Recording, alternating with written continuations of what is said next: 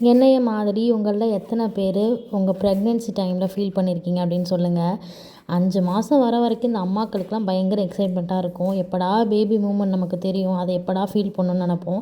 அதுக்கப்புறம் baby move ஆக start ஆகிடுச்சுன்னா, என்ன இன்றைக்கி முண்டவே இல்லை, இவ்வளோ நேரம் ஆச்சு முண்டவே இல்லை, உதைக்கவே இல்லைன்னு ஒரு கவலை வரும். சாக்லேட் சாப்பிட்டா பேபி முண்டும் அப்படிலாம் சொல்லுவாங்க இல்லையா? நானும் கொஞ்சம் சாக்லேட்லாம் சாப்பிட்டதும் பேபி மூமெண்ட்டை வந்து நான் ஃபீல் பண்ணிட்டேன். இன்றைக்கி எனக்கு வந்து பார்த்திங்கன்னா வீக்லி செக்கப்பும் இருந்துச்சு. 8th மந்த்து கம்ப்ளீட் ஆனாலே நமக்கு வீக்லி வந்து ஹாஸ்பிட்டலில் செக்கப் பண்ணிக்கணும். பார்த்தா எனக்கு ஸ்கேனுக்கும் எழுதி கொடுத்துட்டாங்க. பேபியோட மூமெண்ட்டு, அதுக்கப்புறம் வெயிட் எல்லாமே கரெக்டாக வந்ததுனால 2 வீக்ஸ்க்கு முன்னாடியே ஏர்லியாக ஆப்ரேஷன் பண்ணணும்னு சொல்லிட்டாங்க. அப்புறம் நம்ம ஹஸ்பண்ட்லாம் என்ன பண்ணுவாங்க, நாள் நல்லா இருக்கா, நேரம் நல்லா இருக்கா, இதெல்லாம் செக் பண்ணுவாங்க இல்லையா? ஸோ அந்த வேலையில் பிஸி ஆகிட்டாரு. ஒரே நாளில் 2 வேளைக்கு ஹாஸ்பிட்டல் போனோம் அப்படின்னா அது இந்த டேவாக தான் இருக்கும்.